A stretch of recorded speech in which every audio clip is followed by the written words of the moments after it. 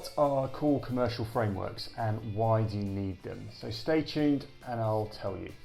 I'm Patrick of Founder Revenue Academy, and we've helped over hundreds of companies scale and grow, so know a thing or two about frameworks and how to implement them.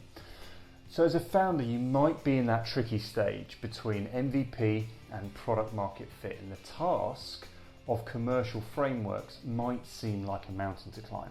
You've got pricing strategies, sales methodologies, value props, customer acquisition costs, just a few of the details you've got to nail down. So it's easy to feel buried under the complexity, but don't sweat it because I've got you covered. So first things first, why do we care about commercial frameworks? Well, without them, selling your product or service is like climbing that mountain without a map. It's tough to turn a profit or make savvy decisions about your business.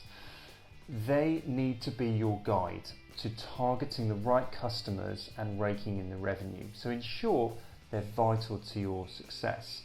So how do you conquer this challenge? So here's 3 strategies to start using today. Number 1 is using existing frameworks. There's a whole world of strategic planning frameworks and methodologies at your disposal.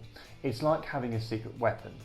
Check out the SWOT analysis framework, the value stick framework, or even Edward de Bono's 6 hat theory if you're wanting to look at problems from all angles.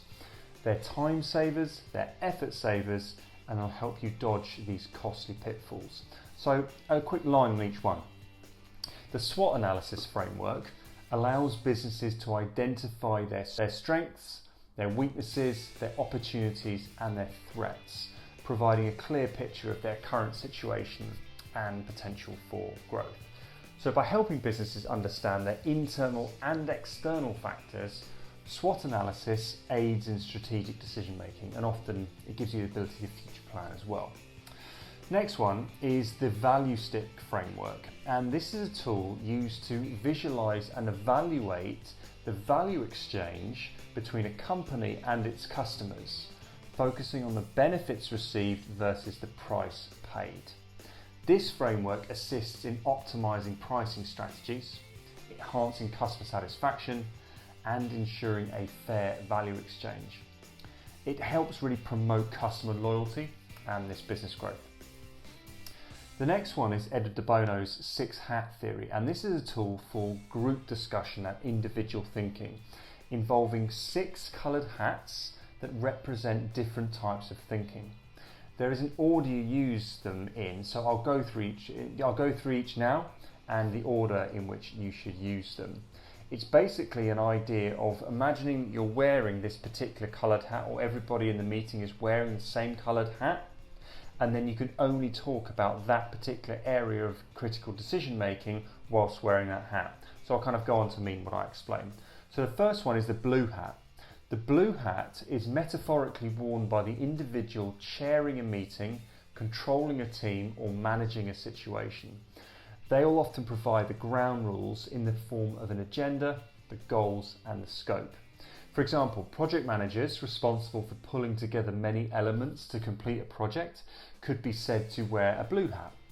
In managing this project, he or she would concern themselves with many issues such as: what's the problem we're dealing with? What are we trying to achieve in dealing with this problem? What will be the benefits of solving the problem? And what is the best and most effective way to approach the problem? Next up is the white hat. The white hat is used at the beginning and end of a session. Used at the beginning to concentrate on facts or data available, and used at the end of a session to question ideas derived from using the other hats. Next is the green hat. The green hat is used to encourage new and innovative ideas, thinking outside the box where anything should be considered. No negative thinking or comment is allowed at this stage in the process, because we found that is a way to stifle creativity. Next is the yellow hat, and the yellow hat is the optimistic hat, used to consider the possible merits of ideas which have been generated by the green hat process. The red hat, this is the intuitive hat, where feelings and emotions can be expressed, such as fears and dislikes. These feelings do not need to be justified, they just identify gut feelings. Next is the black hat.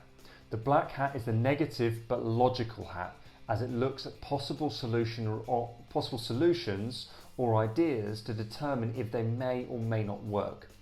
Negativity without reason must be avoided, as this is a red hat function.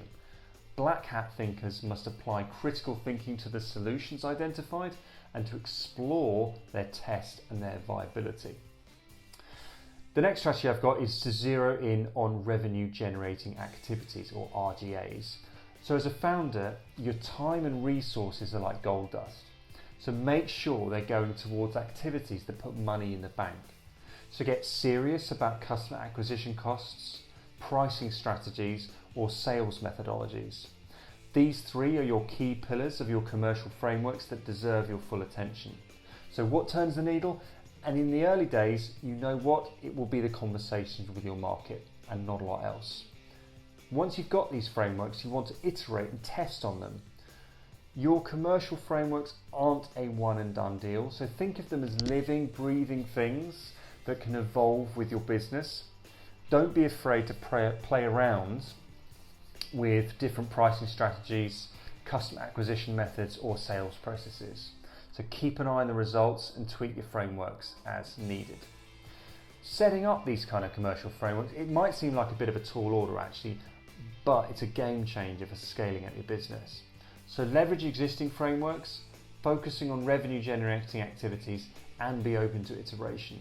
And remember, there's no shame in reaching out to experts or mentors for a helping hand. So that wraps up today's video. Hopefully you found it useful or indeed valuable. If you did, perhaps you wouldn't mind subscribing to the channel or indeed commenting on the below. We drop videos like this every week, probably about 4 or so. So look forward to seeing you on the next one.